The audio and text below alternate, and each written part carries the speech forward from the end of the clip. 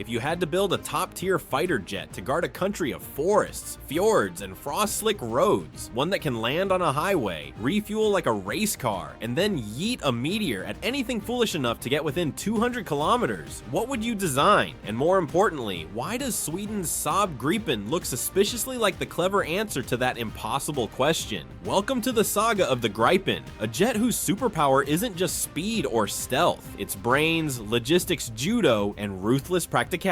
Born for the road. Unlike many fighters that grow up pampered on 3,000-meter runways, the Gripen was raised on a diet of frozen roads and short strips. During the Cold War, Sweden built a dispersed basing concept called BAS 90, which meant spreading jets across the countryside so a single missile strike couldn't wipe out the entire air force. The Gripen had to take off and land on short, narrow road bases, turn around in minutes, and go do it again in snow. That isn't a marketing gimmick, it's a fundamental requirement that shaped the jet's design.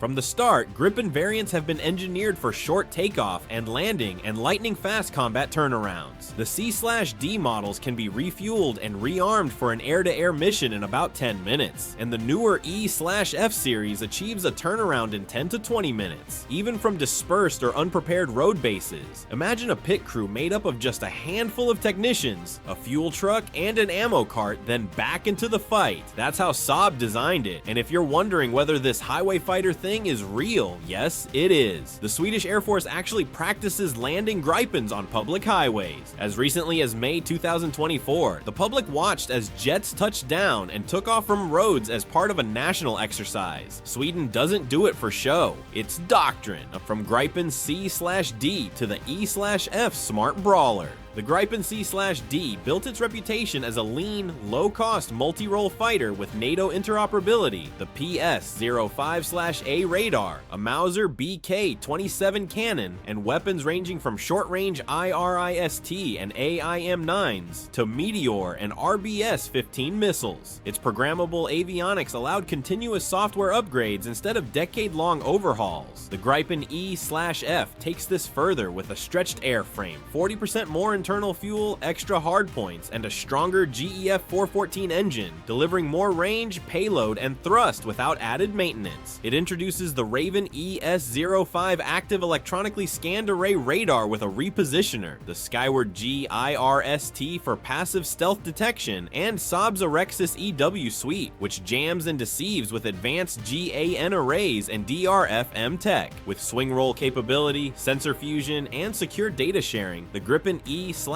is a compact software-defined smart brawler designed to adapt quickly and fight across air, land, and sea. The Meteor thing. One of the Gripen's biggest calling cards is its early adoption of the Meteor missile. Sweden was among the first to integrate the ramjet-powered, beyond visual range weapon, and Gripen was the first fighter to fire it in testing. Meteor's trick is its ability to sustain high energy out to ranges well beyond 200 kilometers, making it the bane of adversaries who think they can outrun incoming fire. On the Gripen E/F, Meteor is paired with the Raven AESA radar and Skyward G IRST, meaning the jet can launch without even using its radar if it wants to remain sneaky. Gripen's whole philosophy is simple: don't be seen if you don't have to. See everything you can, and always have the longest stick in the room. Why cheap to run actually matters. The Gripen's recurring theme is availability, how often you can get it airborne with the people and budget you actually have. Saab emphasizes that an air-to-air turnaround takes only 10 to 20 minutes with minimal crew, and dispersed road operations are routine. These aren't gimmicks. They are crucial for countries that need to maintain credible air defense without enormous defense budgets. Great engineering isn't just thrust and stealth angles, it's systems thinking. From weight balance and modular maintenance to quick swap line components, the Gripen is designed to be easy to keep flying. This is why smaller and mid-sized air forces keep picking it.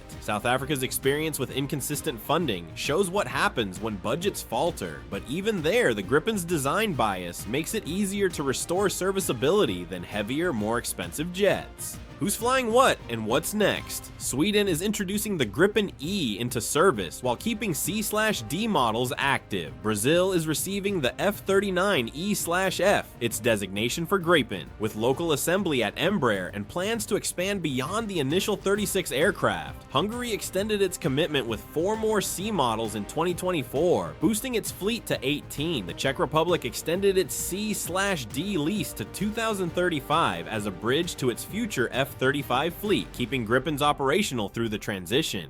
Thailand, after being denied access to the F-35, has doubled down on Gripen, ordering an initial batch of 4 E/F aircraft in 2025 as the first phase of a planned 12-jet procurement. South Africa's fleet remains operational but limited by funding, with 13 airframes confirmed as serviceable under contract as of early 2025. Altogether, 6 countries fly Gripens: Sweden, Brazil, Hungary, the Czech Republic, Thailand, and South Africa, and the E/F is steadily gaining traction. That makes the Gripen not just a Cold War relic, but an actively growing program in the mid-2020s. The cockpit is a brain, the jet is a node. The Gripen's cockpit design follows the principle of reducing pilot workload through sensor fusion. Instead of making the pilot sift through a dozen raw data feeds, the Gripen's avionics merge radar returns, IRST tracks, EW warnings, and data link queues into one clean tactical picture. The result is a cockpit that feels more like an iPad on Afterburner than an analog war machine. Saab also built the Gripen to thrive in network-centric warfare. Sweden pioneered robust secure data links like TIDLS, which allow Gripens to share tracks and tactics seamlessly. In combat, this means one jet can stay passive, while another with a radar lock shares targeting data. It's the digital wolf pack approach, and Gripen is designed to be a team player in that environment. Weapons buffet, your missiles or mine?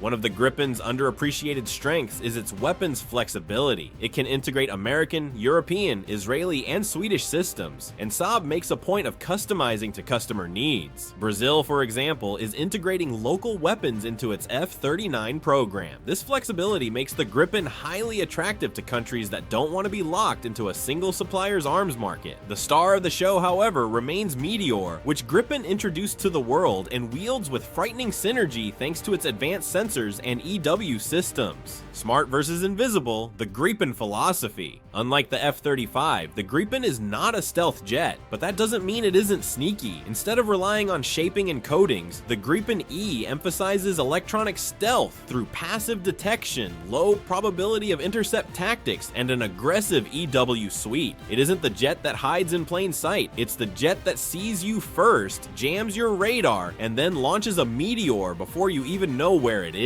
Think of it like this: if the F-35 is Batman in a billion-dollar batsuit, Gripen is MacGyver with a backpack, 6 encrypted walkie-talkies, and a surprising number of paperclips that turn out to be meteors. The engine room, the Gripen E's GEF-414 engine gives it the thrust it needs to supercruise and carry heavier payloads. The F-414 is the same reliable family that powers the Super Hornet, chosen for its mix of power, durability, and low-maintenance design. Saab adapted it for the Gripen to maximize thrust to weight while ensuring rugged reliability for highway landings and short sortie cycles. This isn't just about raw power, it's about safety and predictability. When you're operating from narrow 16-meter wide roads in freezing conditions, you want an engine that starts every time, tolerates rougher operating conditions, and doesn't throw tantrums. The F-414 does exactly that. And that wraps up our deep dive into the insane engineering of the Saab Gripen, Sweden's smart superfighter. If you had fun geeking out with me today, don't forget to hit that like and subscribe. Until then, fly safe, stay curious, and I'll see you in the next one.